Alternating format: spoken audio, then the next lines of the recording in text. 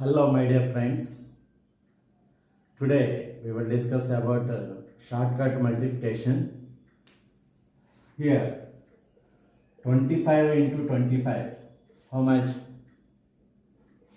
625. We don't use pen and paper.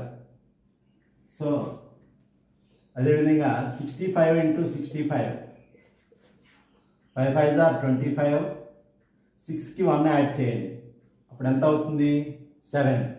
7 6 are 42.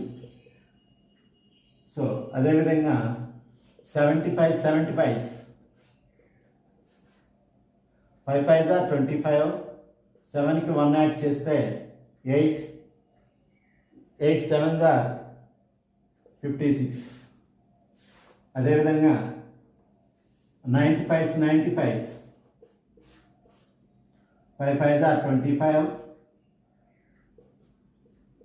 9కి 1 add చేస్తే 10 అవుతుంది. 10 9s are 90. 90 25.